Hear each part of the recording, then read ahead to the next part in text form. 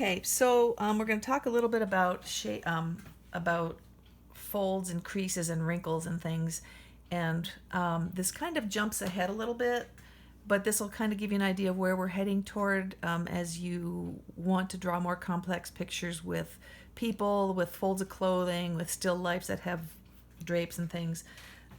When we think about folds and creases and wrinkles and things. Now this is going to be just very super fast.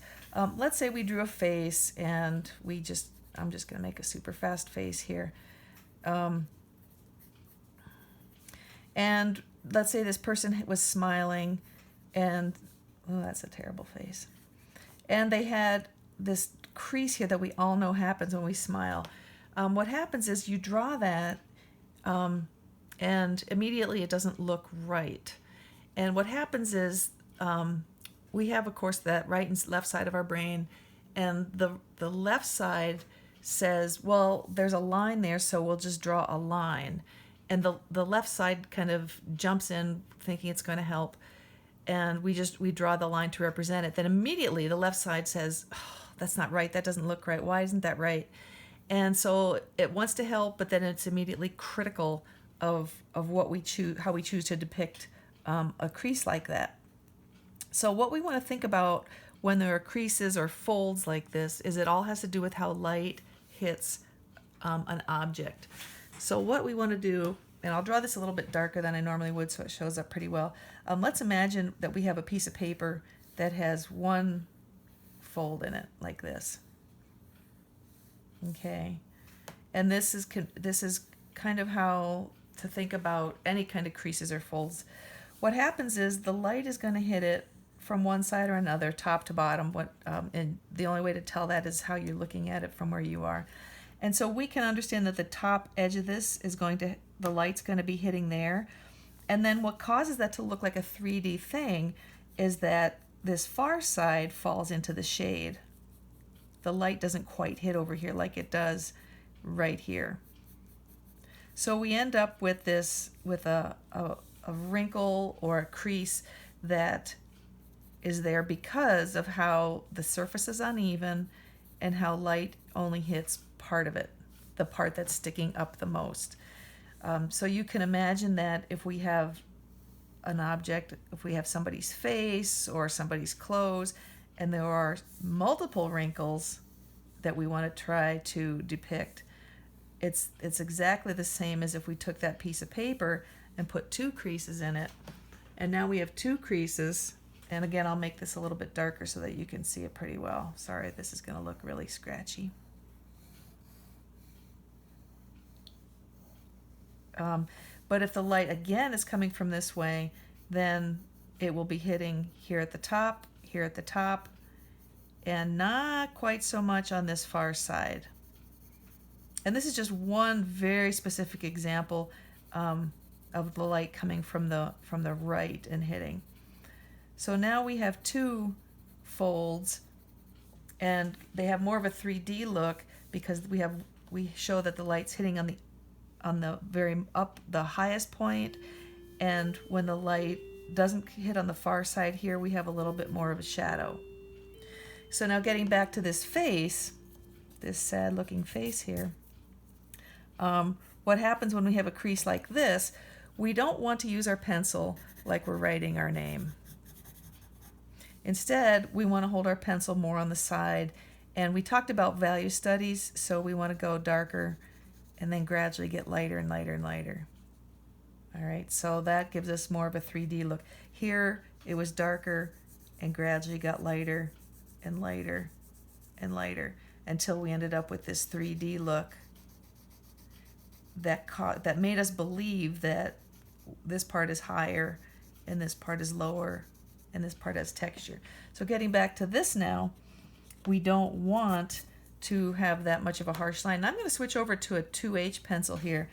I'm going to make a super light line where that line very much exists, and I'm going to imagine that the light is hitting, here's the top of the curve, but it's not hitting over here, so very, very lightly as I put a shadow in there. Okay, now there's a lot more complex surfaces on this that have to be thought about, but that's the most dramatic part of that we want to talk about. I mean, we're not even going to get into faces, but that's how that crease would come to look a little more 3D and not quite so much how we would sign our names. Okay, here's an example of a very wrinkly animal. This was a drawing I had done a number of years ago. Perfect example for wrinkles, because here we have the light coming down on a very wrinkled trunk, and we have definite creases here where they create shade and shadow, where the light creates shade and shadow and light. So the light source is coming down, and let's look at the very first wrinkle right here, or the very first crease. It's light, and then it's very quickly, but very also gradually, it's light, and then a little bit of graphite, and then dark, because it's kind of a deep crease, and then a little bit of graphite, and then it gets light again. Then it's kind of even for down here, except for all these little imperfections. It gets light, and then pretty quickly there's a little bit of a borderline that's medium, and then it gets dark again where the crease goes, and that works all the way down the same kind of way. Here we have a little wrinkle in the ear. It's very light, and then there's just a little bit of lightness here, and then a couple, not a harsh line, but kind of a fuzzy line, gets dark, and then it lightens up again. Okay, same with these places up here. We have a crescent here that's light, and then it kind of gets dark kind of quickly, but also in a fuzzy way, and then gets light again. Okay, the key is that you're not making a line like this. You're kind of going from very light to medium to dark, back to medium again. All right, here's another example of looking at some clothing. Here's another drawing that I had done where there's some wrinkles on the pants here, and there's going to be a little bit of a shadow here, so I apologize for that. So here's a crease that goes from up on the top of his knee all the way down here back to where he's sitting, and everywhere you look along that, it changes. It's a little bit lighter here, and then it gets darker here, just because the light is coming down and hitting here, but it's coming down and not hitting quite so much down here. But here it's dark, and then gets lighter and lighter, and then this crease is pretty deep here, so then it gets dark. But notice it's in a very fuzzy kind of way, not a harsh line dividing this part, this medium light, from the darker part. Okay, so it's kind of a gradual change. Now it'd be different if there was an ironed crease, like here on his sleeve. Here on his sleeve, it's a little bit more of a firm crease where he rolled it up and it creased. So there's more of a definite difference. It's gradual, gradual, gradual, then suddenly gets light. Down here on these folds, it's a little bit more of a gradual down and up and down and over again, kind of like I described to you in that other picture, in the other example.